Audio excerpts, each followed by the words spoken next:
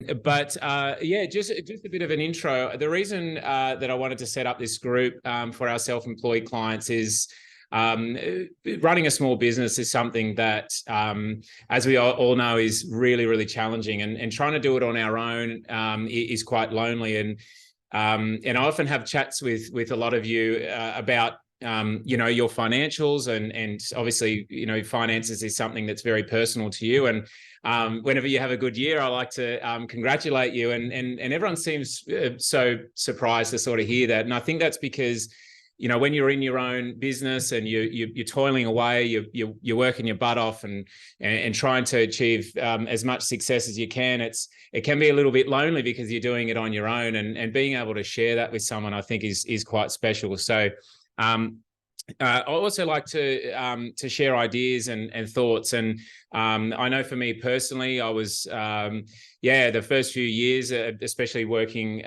with my wife, Amanda, just the challenges of running a small business. And you'd never know if you're doing things the right way. Are you, even setting up this small business group, I was actually quite nervous about. I don't normally get nervous about anything, but I really want this to be good. I want it to be really valuable. I want to make sure everyone's getting a lot out of it. So just really wanted to make sure that the content was bang on. But I think to start with, what I really want to do is just share some of the things that I've learned, and with the people that I've learned it from, who are the speakers today. And hopefully it's something that can help you. And I've started just releasing a few of the little tech tools that I've used, and how much time that's actually saved.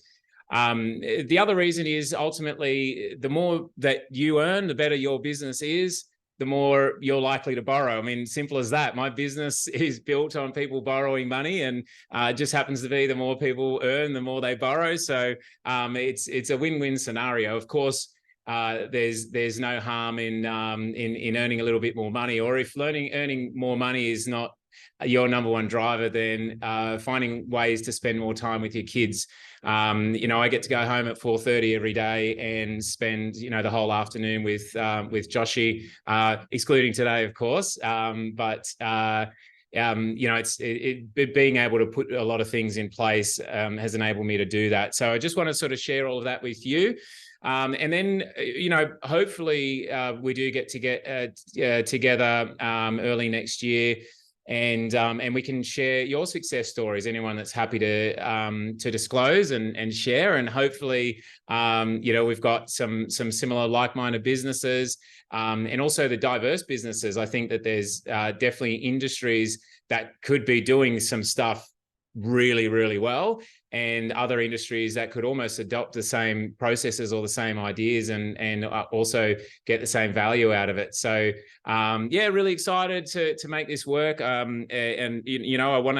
I want to make it as unfiltered as possible. I want to be making sure that everything that we talk about is practical. I do hate going to seminars and they go, guys, all you have to do is 10x. You just got to make 10 times as many calls. And it's like, cool. So if you can add another 7 days onto the week, then I'll get right on top of it. But we want to talk about real stuff.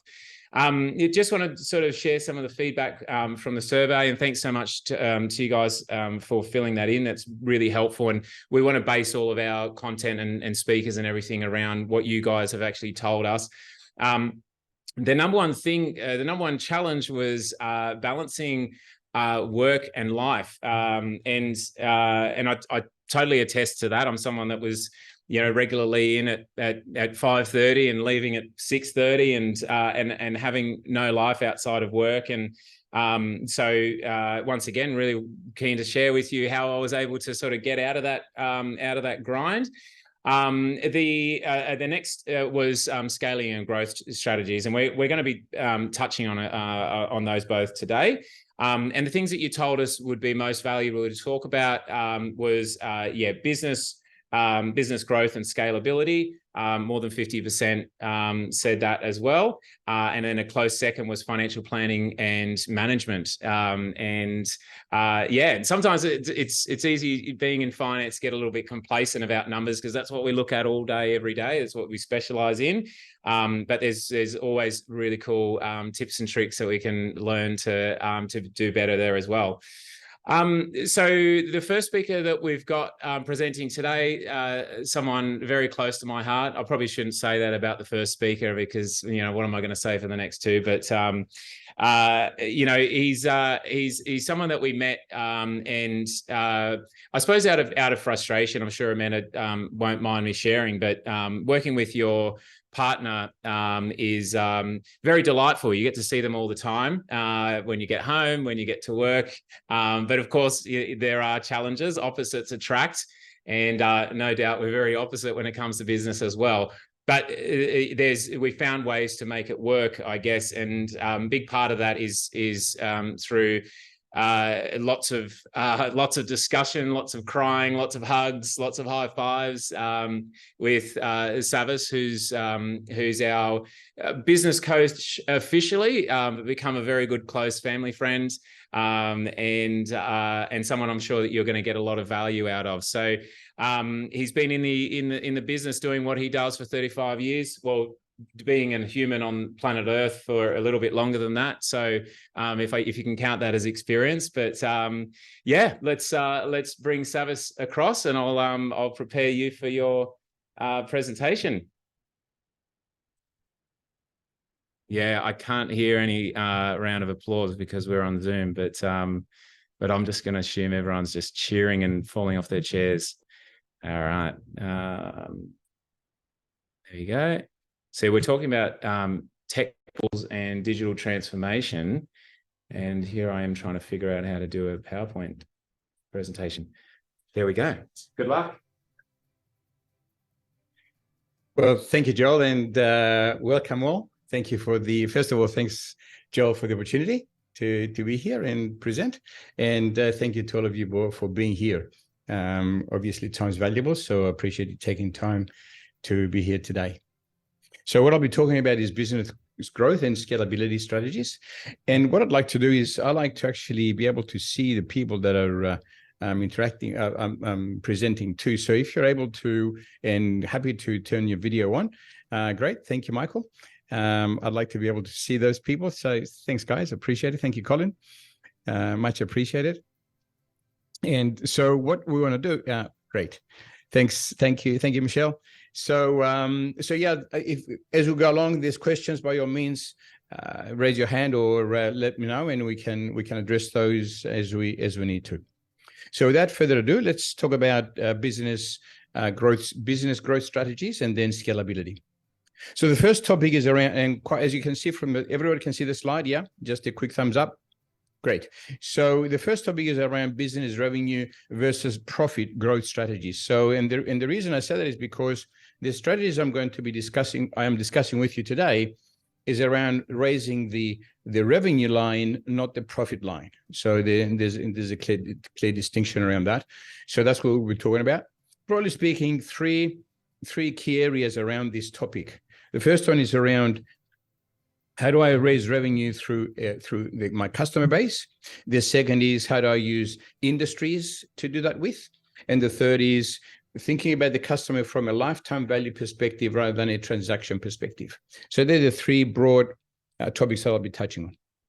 So first one is how do we raise revenue through existing customers or customers that we know we have? So broadly speaking, there's four strategies around this point, folks. The first one is, how do I get more of my products or services to an existing customer with an existing vertical in an existing vertical market? So for example, and I'm just going to use Joel's product and service as an example. So for example, let's say Joel is primary customer base is small, medium enterprises in the hospitality industry. So the question would be, and the current product is mortgage loans, residential loans. So what Joel could do is to actually increase his revenue by selling more residential loans to this existing market. So it could be a second mortgage or a third mortgage. So that the first strategy is to sell more of what you have to an existing customer in an existing market. That's the first strategy. Everyone clear with that? Cool. The next strategy is to actually approach a new customer, but in an existing customer profile in a new market. So instead of going to SMEs in the hospitality industry, Joel could go to as an example, could go to SMEs in the insurance industry. So it could be insurance brokers. So we're still talking to SMEs, but in a different vertical market, right? So this product hasn't changed. What's changed is the market that we're addressing. The third strategy is to define a new customer profile in an existing vertical. So instead of only addressing SME clients in the hospitality industry with mortgage loans, what we could do is to think about addressing moms and dads in the hospitality industry. So it's the same vertical, a different customer profile. So it's not SMEs, it's moms and dads. It may not be moms and dads. It could be large corporates. It may not be large corporates. It could be business. It could be individuals, ultra high net worth individuals. So that's the way to think about that strategy. The next strategy is to think about a new customer profile in a new vertical market. So we're still focusing on residential loans, but we're actually addressing two, as I mentioned earlier, addressing ultra high net worth individuals as an example for instance, in the mining industry. So there are the four simplest strategies for raising the top line. These are well-tested and proven strategies for actually increasing top line revenue. You're selling more to the current market. You're selling more to a new market. You're selling more to an existing market, but with a new person in that market. Or you're selling more to new customers in new markets. Does that make sense to everybody? Yeah, great. Any questions, comments, or feedback about this? Okay, so let's keep going. So the next strategy is around expanding the market. So you think about the simplest example I can relate to here, folks, that you can think about is the drinks industry. Way back when, there used to be a range of soft drinks, and all of a sudden, a new drink came on the market called the V drink.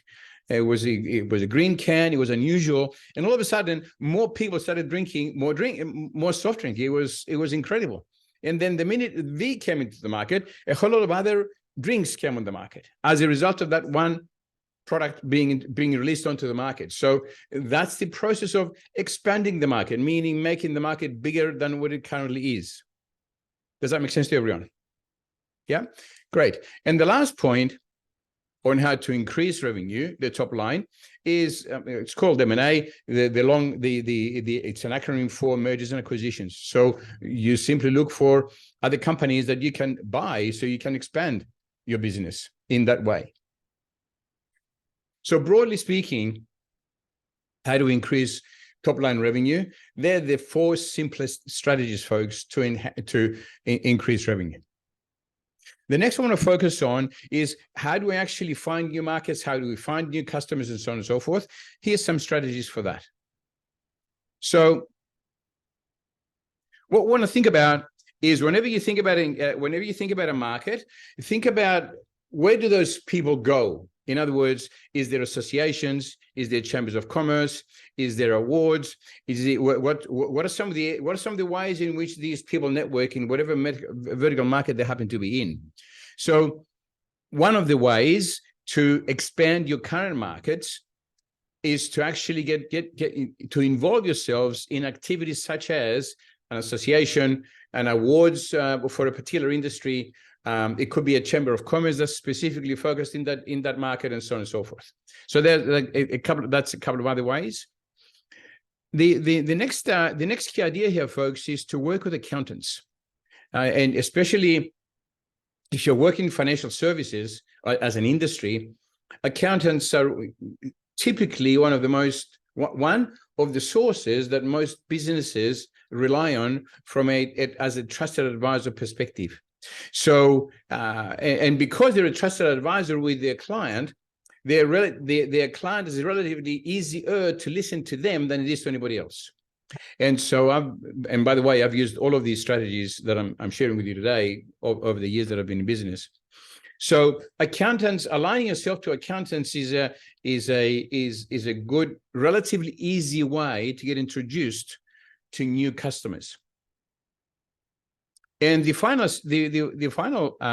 strategy along this line of increasing your business revenue is actually to involve yourself with people who have influence. Now, I'm not talking about social media influencers, although it depends the industry you're in.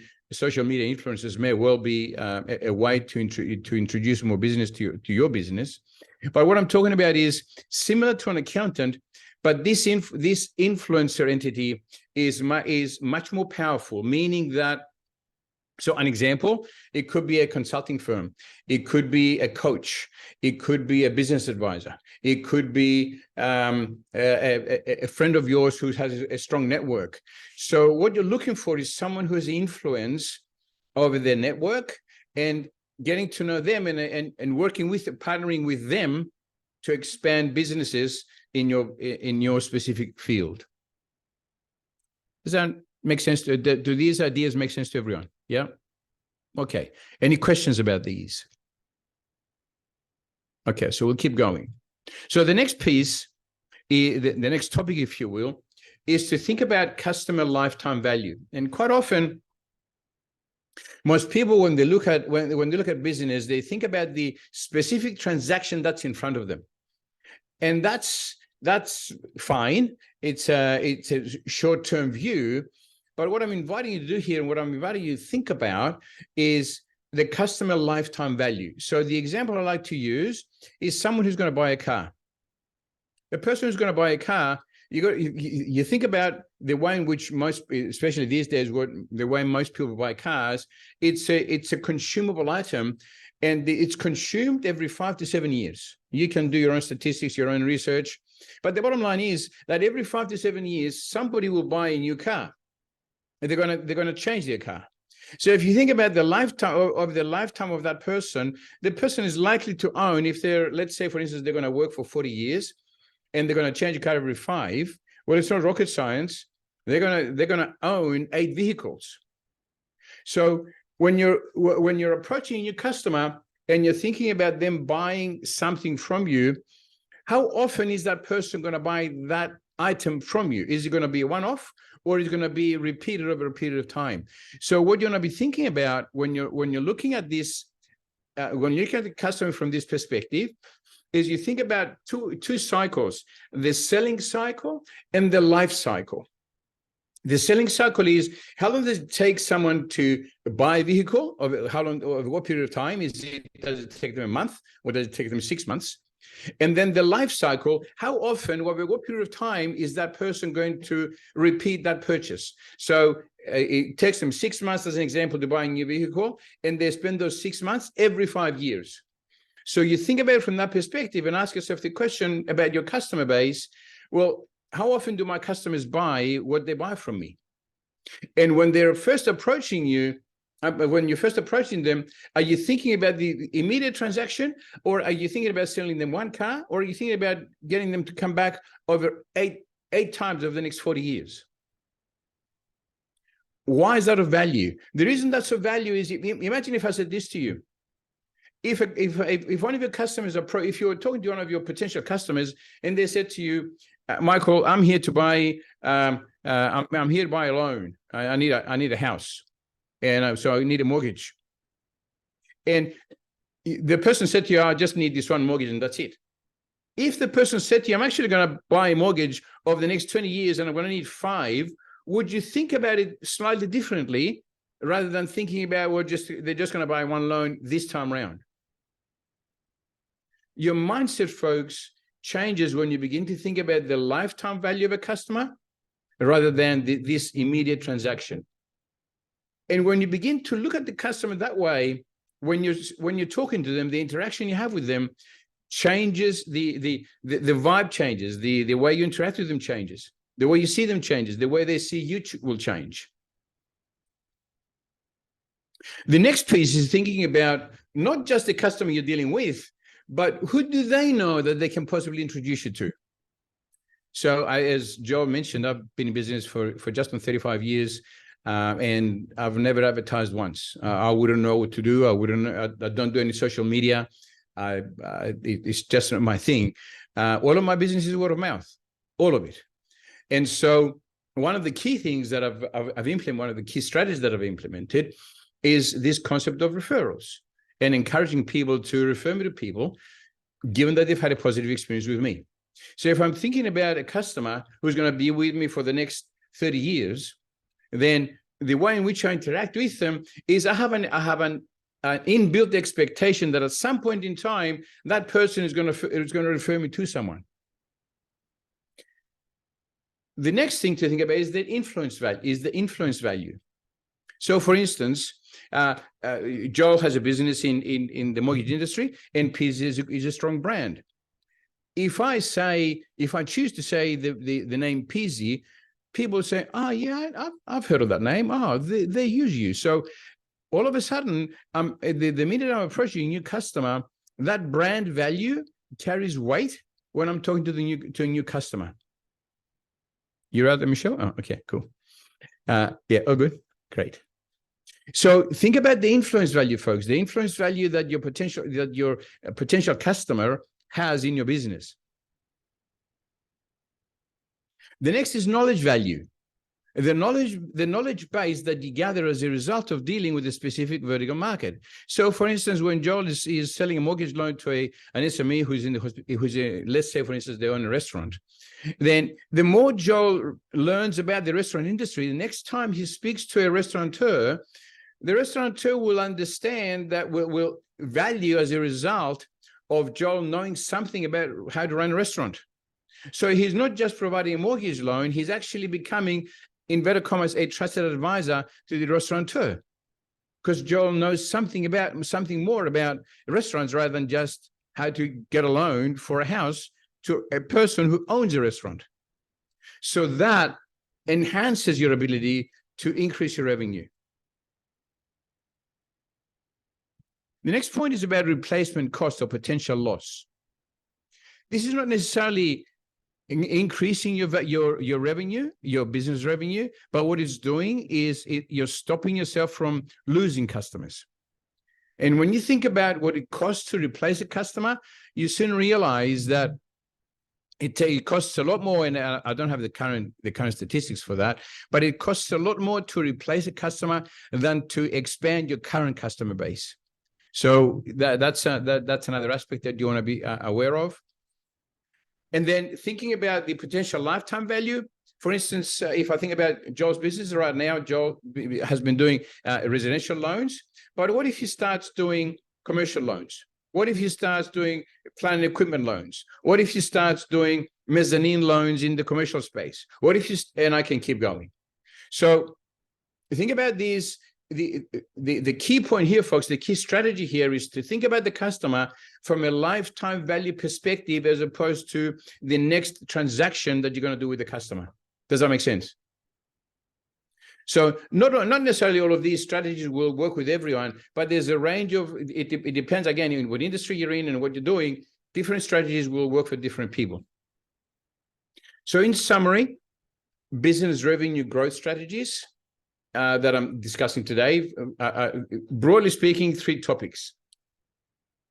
1, think about selling more to an existing customer in an existing market and the combinations around that. 2nd, think about the industries and think about associations. Think about the way where do these people go and how can I approach more of these people in those industries. And 3, think about the customer from a lifetime value perspective, not from a transaction perspective. Does that make sense? Yeah? Cool. Great. Okay, so let's continue. So the final topic is around scalability strategies. This is one of my favorite topics in that quite often when people say, well, I'm going to scale my business, well, what's the first thing I need to be thinking about? And this first bullet point here, folks, is critical to any business that wants to scale their business. And the more you realize, the more you appreciate what this bullet point is about, the more you begin to realize how reliant scalability is on this bullet point, meaning having the right people in the right roles with the right goals. What does that mean? Let me expand on this a little bit. Broadly speaking, there are 4 key strategies to having the right people in the right role. 4 key aspects to be thinking about. Number 1, is the person capable in doing the job? Number 2, in other words, can they do the job? Number 2, is the person willing, the drive? Will they actually do the job? Just because someone's capable, it doesn't mean they will do the job. Can they do the job? Will they do the job? Number 3, do they have enough bandwidth to do the job? Meaning, is the person capable of working? Does the job require 8 hours a day, or does it actually require 15 hours a day? They just need to get the job done in 8 hours. And how capable are they in being able to do the job that needs to be done within the time available? Now, I'd call that bandwidth. The third key aspect is environment. Is the person operating in an optimal environment in order for them to be operating at their maximum capacity, or operating at maximum performance? Folks, this point here about creating scalability in your business, think about it from that perspective, and that is, you got to have the right people in the right roles with the right goals performing that job. Yeah, obviously there's a lot more behind this, but it's a headline that is an important strategy to bear in mind when you're thinking about scaling your business. The second is and this is a key part, and that is to recognize that it's not about you. When it comes to scaling your business, you need to be prepared to move away from you being the business to the business being the business, meaning that you can't be the only person, in inverted commas, selling. You can't be the only person doing the operations. You can't be the only person doing the finances, and so on and so forth. If you keep thinking that way, then there's limited room for growth, limited room for scaling your business. And that it leads to my next point, which is, do you want results, or do you want perfection, or do you want results? And the key behind this is that for most people, and certainly a number of people that I've worked with over the years in being a small business, is typically the business owner thinks that they're the best person to be doing the job. And you can't be doing all the jobs perfectly all the time. I'm just mindful of time here, Joe. You've gone over, but that's okay. I've gone over. Just take it out of everyone else's time. All right. So how about I just quickly highlight the next point. So the last point is about having systems and processes. So in order for you to be able to move yourself away from you being the person doing the job, you need to have systems and processes in place. They're the key strategies for scaling your business, folks. I hope you found that helpful, and thank you, Joel. Thank you so much, Savas. I hope you guys very much. Yep, they got a couple of round of applause. There you go. Thank you very much. I don't have the applause sound effects hooked up today, so we just have to use your imagination. But yeah, so just some key takeaways: identifying your target market, and then finding who is it that connect you to that target market. And for me in my business, where we started off was actually real estate agents. Love it or hate it, that's where we met most of our customers. And it sounds very obvious. Point of sale, I want to buy a home. Okay, now I need to borrow some money. So that was obviously a great connection for us. So if you, I suppose a good takeaway is, well, who are the people that want to buy my product, and at what point are they asking? At what point would they be hitting the yellow pages and actually looking for a business to engage with, and finding them at that point, and then seeing, well, who are they talking with at that point, and seeing if you can create relationships with those people. Knowing the life cycle of a client and understanding that value of the client. And it is Savas gave a very good segue to the next speaker, which is we're talking about business finance and equipment finance. And it's, I suppose, something that I've wanted to do for a long time. I do, as I mentioned before, I love small businesses. I love sort of pulling apart financials, tax returns, getting to know things on a deeper level, and it sort of just made sense that hey, why not get into that? It's a way we can better help our clients and also add a revenue stream for us as well. And so Sid, who's been with us for a couple of years, has a background in long background in banking. We almost didn't want to take him on because of how many years he spent with banks and how much we hate them. But they do give our clients money, so we can't hate them too much. But so we thought, yeah, fantastic. Connect his experience with the commercial finance and different type of equipment finance with our clients' needs. We're always getting asked about that as well. So I'll just bring up Sid's presentation. He did promise me no death by PowerPoint, but I'll let you guys judge him on that. All right, here we go. And I'll share the screen.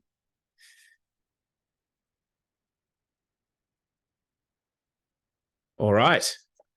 Thank you. Take it away. Great. I'll stay here to just chime in every now and again. Yeah. Sounds good. Hi everybody. Some familiar faces I see. So look, I guess first I just wanted to say thanks to Joel for starting up this initiative. I know it's still really early stages, but I think we've got a lot of faith in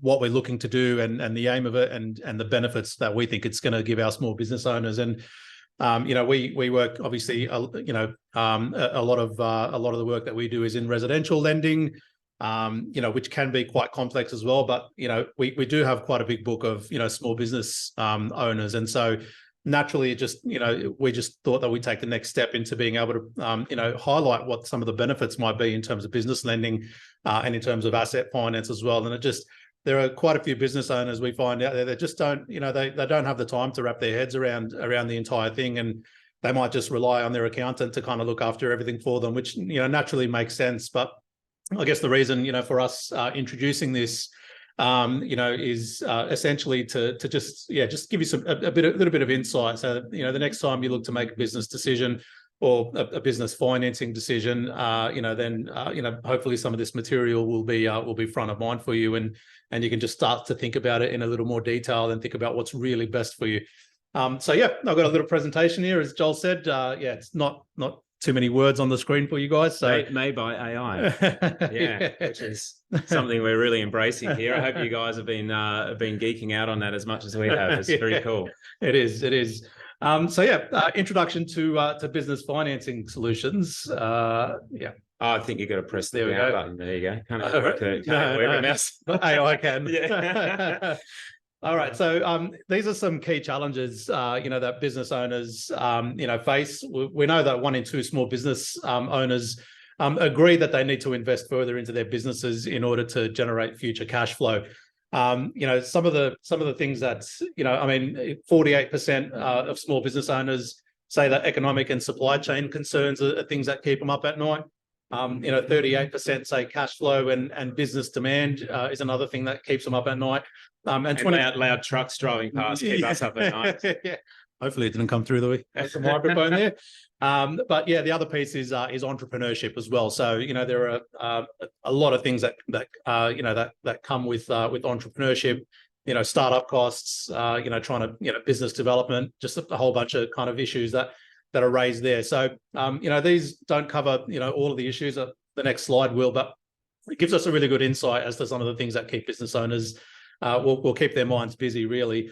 Sound familiar? Small business owners, I'm sure you guys can appreciate some of these issues. Delayed payments, so delayed receivables from some of your clients. You might have 30, 60 or 90-day payment terms. Not every customer is going to meet those terms, and so what are some of the alternatives around that? High operating costs, rapid business growth, seasonal sales, as well as fluctuations in inventory management. I think for us as well, I always had like it was almost like a sense of pride to say, I didn't borrow any money for to start my business or to keep the business going, and then every bit of money, everything I had went into the business, and then when I wanted to get my first home loan, I had to borrow a huge amount, and so I had like this big home loan and no business debt, which obviously business debt is tax deductible. So there is a bit of a mindset shift if you're talking about borrowing for cash flow, and it does feel like a scary thought, but you're borrowing the money anywhere, whether it's the business loan or the home loan. So absolutely, and we'll touch on those benefits as well. So just again, just a bit more of a detailed breakdown of some of those challenges. So as you can see, I mean, cash flow, economic and supply chain concerns, as well as cash flow and business demand, have consistently been, up there in terms of the biggest challenges that business owners face. And again, you guys can more than likely attest to that, more than I can, being business owners. But we've seen from December 22 all the way through to June 23. Consistently seeing that some of these issues are the things that keep our business customers awake at night.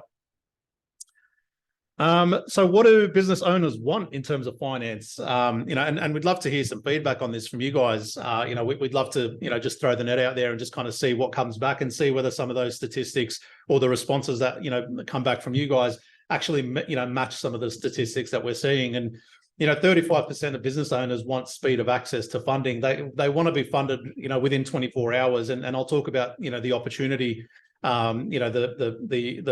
the need to be able to grab the opportunity while it's there. I'll talk about that shortly. And a key aspect of that is timing, is being able to get your hands on money very quickly.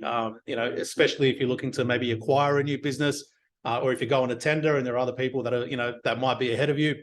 There could be a myriad of things or reasons why you'd want quick funding. 25% want a simple process when there is the need for funding. The great thing is around commercial finance is being business owners. A lot of the major lenders and the non-major lenders are generally quite, I hate to say this, but they're quite loose in the way that they, in the document requirements that they need, as well as, the policy that they apply. Knowing that you're a business owner, knowing that you can show that you've got consistent income coming in, I guess that they'll assess you, quite differently to the way that they'll assess you using, with a residential loan. So they've really kind of, broken into the simplification of being able to give, commercial loans out quickly. And 36% want flexibility with repayments. Now, I'm going to show you a list of products, and each of these products, comes with different terms. They come with different rates. They come with different options. So it's not, people might think, well, I'm going to go take equity out of my house. As Joel said, it may not necessarily be the best option. Or people might say, I'm going to just take out a business loan. Great. But again, that might not necessarily be the best option. There's a range of products that are out there, that you can probably, wrap your head around and explore when, just depending on exactly what it is that you're looking to do. So what are commercial loans and asset finance?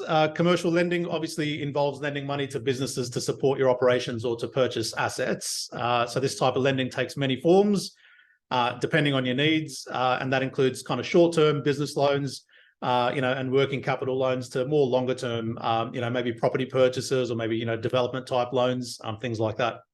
We're going to talk about asset finance as well. Asset finance is a type of lending that allows your business to acquire assets that it needs to grow and operate. Most businesses, particularly those that aren't in the service business, are always going to need different types of equipment. They're going to need different types of assets. They're going to need a van to drive around or to transport material around. They're going to need, equipment to be able to produce, their product. So, this is exactly where asset finance comes in.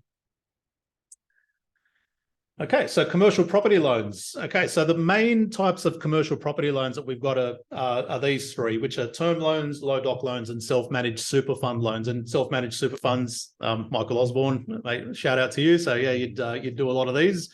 Which is really good, and you'd be able to, I guess, have some good insight on that too.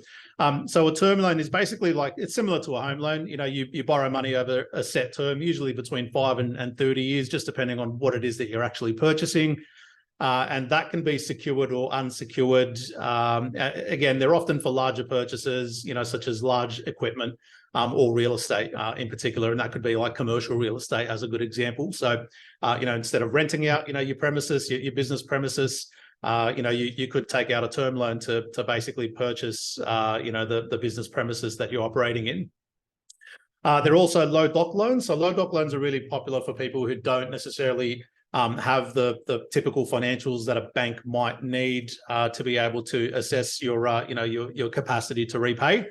So the good thing about that is yeah, again, they're quite loose in terms of the way that they apply, you know, their servicing approach. You know, they'll typically work off declarations, which is really good. I guess, you know, the whole thing just comes down to, you know, honesty really, and integrity. You know, how much do you think your business is going to be earning in the future? You know, it might be a small business that's just started up maybe a few months ago and doesn't actually have the historical financials that a bank needs for it, you know, to be able to prove its ability to generate income. So, you know, they'll then typically rely on, forecast income, or they'll rely, on, you know, income declarations that you can provide or that your accountant can provide. The good thing about these as well is if you're looking to purchase an investment property, or a commercial property, you know, via a low doc loan, there are various things that they'll use, you know, just to assess your ability to repay, such as using lease income to assess the entire loan serviceability. So in some instances, you don't even need to show that, you know, your business is earning income to service the loan. If the commercial property itself is actually, you know, under a lease, and it's under a lease for, you know, a 3 or 5 year lease, the bank will then look at that lease and, you know, they'll look at the income that lease is generating. And they'll basically say, yeah, based on the money that's coming in through that lease, we can give you a loan for X amount. Some banks will review that on a, you know, annual basis, but other banks may not necessarily review it at all. It just depends on the risk appetite for that lender. So really, really good one there for people who are particularly new to business. And self-managed super fund loans. So these are for clients who want to, you know, who want to invest in their self-managed super funds. You know, a really good example of that is, as I just said with the term loans, you know, if you're operating on a commercial premises, you know, why pay the rent to it when your self-managed super fund can actually own that property, you know, and you can actually see the capital, you know, benefits of owning that property yourself. So, yeah. Working capital loans. So these are really, really important. I mean, these are types of loans that basically help you fund, you know, short-term opportunities. And there are, you know, various types of working capital loans. Overdrafts and lines of credit are your typical kind of cash flow funding loans. So they're flexible loans that are designed to cover short to medium-term gaps in your cash flow. You basically only pay interest on the amount that you're borrowing. And once you repay what you've borrowed, you simply just borrow it again. So it's pretty much close to a revolving line of credit. Invoice finance is a really interesting one. So again, this comes back to the point of, you know, delayed payments coming from, you know, from your customers. Invoice finance is really popular for people who, you know, want to be able to get access to those funds up front. And so there are dedicated lenders that are out there that will basically accept 80% of the value of the invoices that you have, and they'll pay that to you upfront, and they'll essentially be the ones that will follow through and follow up on, you know, your customer for that invoice. Now, when that invoice is actually paid, it's paid to the lender. The lender then gives you the remaining 20% minus their fees and minus the interest that might be applicable as well. So there are certain types of industries that they won't touch, obviously, or that they're a little bit cautious of. You know, construction kind of comes to mind, you know, with some of those. But yeah, it's a really good way to, you know, to ease the burden, I guess, of you having to, you know, spend time chasing your customers up. I'm sure you guys have got better things to do than do that. So, you know, invoice lenders are a really good way to, you know, to take that, you know, that pressure off you. Trade finance as well. So people use that predominantly for, you know, the export of goods and services. They provide the seller with surety of payment and guaranteed supply. So that's secured by the actual stock itself. This is mainly for manufacturers and people who produce a product. Then you've got business loans, as I've mentioned. So they can be either secured or unsecured by property or not. You know, unsecured loans typically have higher interest rates than secured loans. But if your loan is secured by property, then you can generally get a really competitive rate, which aren't too much higher than you know, what your home loan rates are. Just to add to that as well, you can also there's a loan called a dual application loan, which is you submit the business loan along with a home loan application, and the way that they actually assess the business loan, the income that they use, they can also use for the home loan. So if you're on an upward trajectory, as we know, as being self-employed, they're looking at a year or two income, a year or two ago as far as the income, but with dual applications, it's a pretty cool way of getting sort of, I guess, future income. So absolutely, and that leads into this page actually. So here are some of the benefits of commercial and business lending. So lending has changed. I mean, a lot of people have still got it in their head, that they need to go to personal credit sources, like home loans, equity loans, credit cards, personal loans. That they were at one point, your traditional kind of or only funding option that you had, and they're quite seen as traditional sources of funding these days. There are, as I said, a myriad of products that you can obtain now. I think that's because banks say no, right? Like when you go straight to the bank. I actually did go to the bank for a loan when I was starting Peasy, and they said no because they just weren't interested in getting to know my situation. I think that's why people. There you go. No, classic example. Imagine a mortgage broker against it. Everyone's going to quit as a Peasy client tomorrow. I keep hearing that. Just ignore. Didn't happen. So another benefit is to split your personal and business debts. There's no need necessarily to have collateral to get funds. The one thing as well that people forget often is your business actually needs to build a good credit score. And so a way to be, to be borrowing through your business. Borrowing through your business is a way for you to get, to build your business's credit score. And as that score gets higher and higher, you're then more likely to be able to get approved for other loans, and you're more likely to get approved for them at lower rates as well, which is really, really good. So you can also track your cash flow easily with improved business planning as well. And, as Joel mentioned, you can use projected and forecast income to secure commercial loans. So take the chance. A lot of this is opportunity funding. You can get funding for your business quickly and easily, which is a really, really key thing. I think that's quite important. Funding within 24 hours with some of these lenders, which is quite impressive. You can attract investors as well. If you know that you've secured business funding and you can show clients that you've secured business funding, you can actually attract investors. Not to mention the various tax benefits that you get from borrowing through your business. We've got asset finance as well. So there's different types of asset finance, that's available. You've got commercial hire purchase, operating leases, goods loans, and finance and equipment leases. You guys have probably heard of all these terms, I'm sure. And really the main difference between them all is, so a goods loan is basically, you own the property straight away. The bank just takes a mortgage over that vehicle or whatever it is that you're borrowing against. A commercial hire purchase allows you to hire some sort of asset, but then gives you the option to purchase it at the end of the hire term. An operating lease, basically, you're just leasing out the asset. And I guess the main benefit of that is you're not having to front up as much capital to lease, and you're not usually having to pay for the service and maintenance costs that are associated with that asset. And that works out the same way with finance and equipment leases. So some good benefits there. You can avoid depreciation. When you purchase a high value asset outright, the risk of depreciation falls on your business. But with asset financing, the risk is usually the responsibility of the finance company, depending on the type of finance that you're taking out, of course. You can eliminate unexpected costs because the finance company may handle the asset management and repair of those assets. So it's a really good way for you to reduce, some of those, costs that are associated with having to own, any type of asset. You can free up capital as well with leasing. You don't necessarily have to put that money up front, and you can save yourself some time and some money with same-day approvals, as we've mentioned.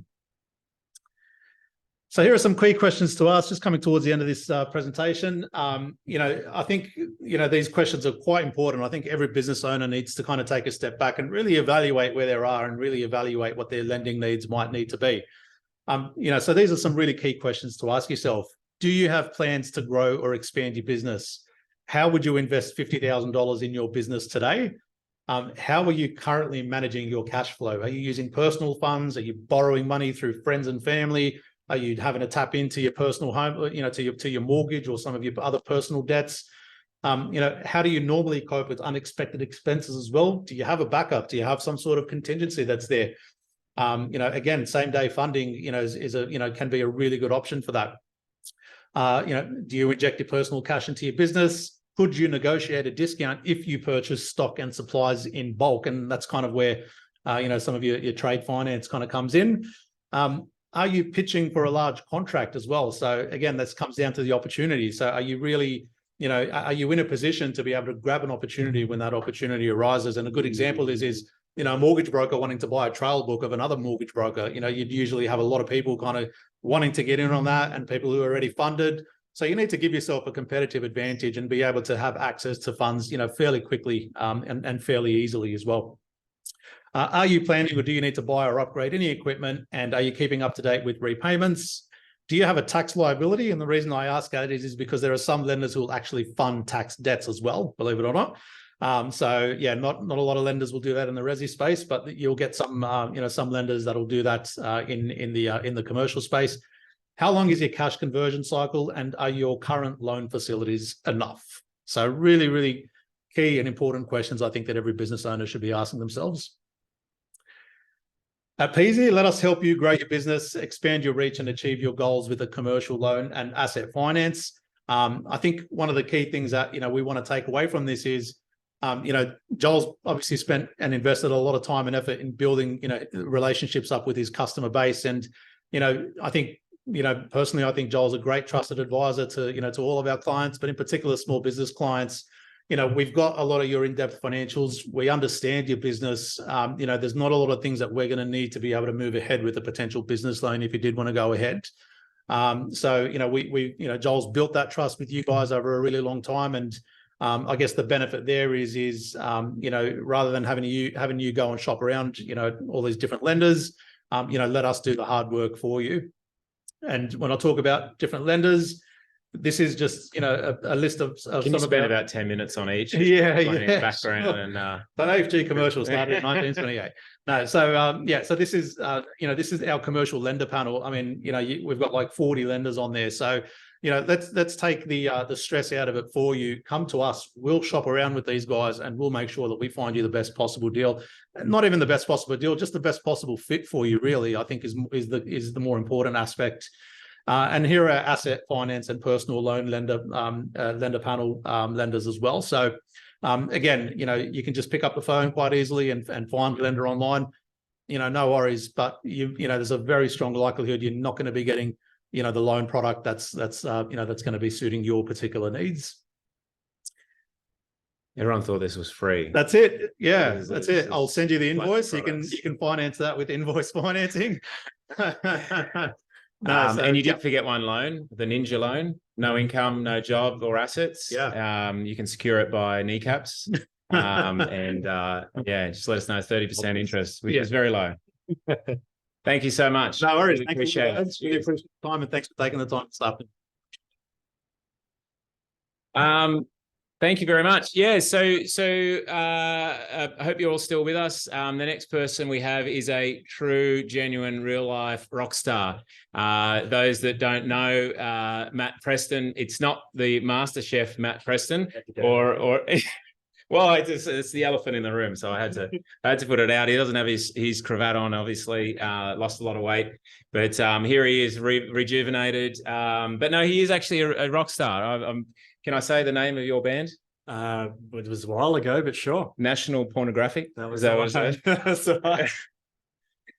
Yeah, no, very cool actually. And actually, I was listening to your song on YouTube, and I was like, how did they not make it? But the thing is, there's so much really good music out there that, but you played at the Annandale Hotel, I learnt the other day. According to my mum, we. Oh, very cool. Well, I won't ask if it's her underwear being thrown on the stage. So, yeah, we'll leave that out. But Matt's a very good friend of mine. The other two aren't. I had to come up with a unique connection with us. But Matt and I actually met through our frustration of the finance industry being so boring, and the tech that was available was pretty crappy, but also just the way that we engage with our customers. I don't know if anyone's noticed, but we've made a lot of changes in the way that we're communicating, trying to sound a little bit more like real human beings rather than everything being so I suppose unnatural. Using really cool tools, Typeform got from you. Looking at a lot of the really cool AI innovations that are coming through that I'm getting from you. But one thing I'm actually really quite envious of Matty is that he was able to invest in property, build his business, and get himself to a way that he could double your business in 1 year without having to increase staff or really increase his hours too much. So really keen to unpack that with you if we have enough time. And the other thing that you did is you've had about 1.5 years off, and something that everybody would dream to do. So we've been talking about growth and scalability, but at time is something that is a more valuable commodity than anything. So if we're not going to borrow 300,000 from Sid just to pay ourselves a salary for a year, maybe there's some cool tips and tricks that you can give us. But I have some questions for you. Sure. You're not surprised because I've shown you these questions already. Yeah, I asked Joel to just ask me questions, so I didn't have to prepare something like these guys. So Matt, Get the easy way out. Matt wrote these ones. You're so good looking. All right, question number one. So what marketing tactics have you found most effective with attracting and retaining clients in your coaching business? Yeah, so some interesting things that happened for us a couple of years ago. So in 2020, when COVID, kicked in, my wife, we were running a brokerage at the time, and Yvette and I, my wife, we sort of went, how can we make this the best year ever, like the best thing ever? And we decided to sort of go, let's work out how to better market and just get people out there from on the interwebs. Like we'd always done the referral thing. We had a really good referrer in our accountant, to the point where we're probably relying on his business, to the tune of about 1 in 3 home loans that we're doing at the time. So it felt like it was too reliant on certain people. So and my wife's in marketing and branding as a background. So we did a course to learn how to do Facebook ads and Google and just how to better interface with people, just bring a bit more humanity into what we do. And it was through a guy named or a company called Quantum Growth. Sabri Subi was on Shark Tank recently in the last couple of months, it kind of totally transformed our business. So I'll go into a couple of things that we did. Yeah. Mm-hmm. So we basically, before we did that, we were kind of taught to position ourselves as kind of like the specialist, like, the expert, like, and where I learned to be a broker, it was like, get everyone's, documents first and get all this, and then you do the work. And this kind of flipped that sort of paradigm on its head. And there's like, can we go above and beyond to like show that we're crazy, interested in making this happen to the person before they have to lift a finger? So we kind of press reset on the way we did everything.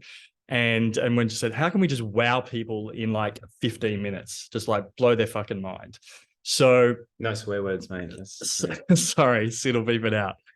So for example, we started advertising. And first of all, when we learned how to build funnels and advertise, and there's a whole other thing I could talk on as to how we started finding these people. Like we did several weeks of work going, why do people hate brokers? Why would people go to a bank? Like we found out all the yucky stuff.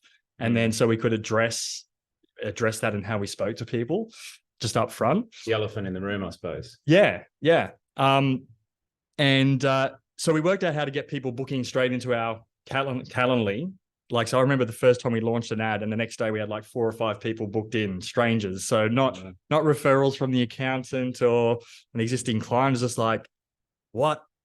And that changed everything for us. And admittedly, out of those 4 or 5 people, a few of them are probably on the dial. I'm like, hey, mate, can I get it? But still, Commercial. yeah, commercial. And so yeah, that kind of changed everything. So we then said, okay, well, how do we dial this in? So what do people normally have to do when they go to, a broker or a bank? They have to give all this stuff, and before they're given any information. So we said, give us nothing, and we'll work out like your borrowing capacity on the phone in 15 minutes, or we'll give you $500. Actually, I think at that point was $100 to go to your bank or another broker. And my wife was like, what are we doing? Like, we're just going to bleed money here. And as I got on those calls, like, because I put my own balls on the line, even if I couldn't help them in that 15 minutes, like, exactly, people could see that I genuinely wanted to help. And if I had to get back to them or whatever, they're like, cool, you've given me way more value in this 15 minutes than anyone's bothered to give me ever. So that was, and then we started just doing a whole bunch of little things like that. We started doing like a $500 walkaway guarantee. Like, again, And did you have to give anyone any money? No, never. Wow. No. There was a few times where I offered it. I was like, are you sure? Like, when this is a separate thing. Like, this is like taking complete ownership of situations, like where we made an internal mistake or something. And I'd go to someone, hey, remember one time I was going to give this police lady like $3,000, and she's like, no. So we just, inverted the model in where we just like, how can we just do everything to over deliver? And can I say as well, being true to yourself, and you were having fun, you were having really cool, engaging conversations, rather than having to be very, rigid and fit within the confines of what a finance person does, I suppose. Yeah, I kind of come out of the closet, and sort of, I was never a suit and tie broker guy anyway, but I gave myself permission to swear, to do heavy metal videos for clients. At that time as well, the thing that totally changed our business was I probably dropped email like 90% of email. Yeah, wow. I just went, fuck email. Yeah. Because I'm a talker. So yeah, I just started picking up the phone, pressing record, and going, hey, like, Simon, how you doing? Is that the camera there? Yeah. How you doing? And the impact of that was phenomenal, because you have your first date with someone on a phone. Yeah. So just hanging up and just going, hey, put a face to the voice. You just 10x the rapport. Yeah. Straight away. And it's memorable. Yeah. And you can just sort of see, gauge if, like, obviously the face and human interactions and movements and stuff tell a lot about someone. So you can sort of break down a lot of barriers with video. So yeah. What about when you're actually engaging with those customers? So you put yourself out there. You've got this money back guarantee. You were doing a lot of Facebook marketing and things.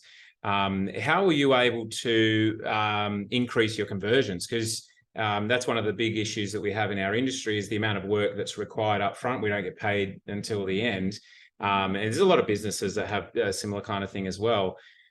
How did you make sure you were talking to the right person at the right time? So I started, well, first of all, I've always been really interested in human behavior and why people make decisions. So I kind of studied the processes that people go through to make decisions. And personally, I'd gone through a lot of property transactions with my wife, and obviously a lot of transactions with clients. So I started making it, I made it a lot less about the numbers and what can and can't happen sort of thing, and just make, like, what do they actually want? And so, for example, an example comes to mind. So someone's like, so it's like, what's your goal? And it's like, yeah, I want to buy a house. It's like, why? It's like, because me and my girlfriend, we want to move in together. It's like, why? It's like, because we're living separately. And I know it sounds stupid, like it's almost laughable. But they're like, well, why do you want to move in together? Why is that important? And you get to the crux. They're like, well, we could rent, but we don't want to waste money. And our other friends, they're all moved in together and they're doing renovations on their house, and we haven't even moved out of home. And so you get down to this nitty gritty motivation to take action. And so, yeah, I come up with a series of six questions that I would ask, and along the lines of, the whys, and then we'd get down to, what they'd done before as to why they were even talking to this guy, this heavy metal mortgage broker at this point in time. And because obviously everything they've done up until now has led to that conversation. So, well, what didn't work? And the really good one that opened up, everything for me was like, how committed are you to doing this? On a scale of 1 to 10, like, are we a 7 or 6 or 7 meh, or are we 11? And if we're a 7, why aren't we a 6, or why aren't we an 8? And then sort of people will either talk themselves up to a 10 or talk themselves down and go, yeah, I'm actually not really ready yet. And it just helps cut through the poo-poo. And everyone knows where they stand, but usually people are on the phone because they want to do something, so it just helps cut through and move forward. Yeah, I think it takes a lot of confidence, overcoming a fear to be asking those kinds of questions, because you ask a customer, like, what was it that made you not? You're talking about negative things, right? Yeah. You're more or less, normally you're talking positive. What's your income, and what's your, can we actually do this? You're talking about let's break down the objections. Let's talk about those things first and overcome those first. And out of interest, did you have any customers that said, actually, I'm not ready, I thought I was, but I'm actually, or not, or yeah, sure. Like, I mean, and that always happens, but then you just get to that part a lot sooner, right? Yeah.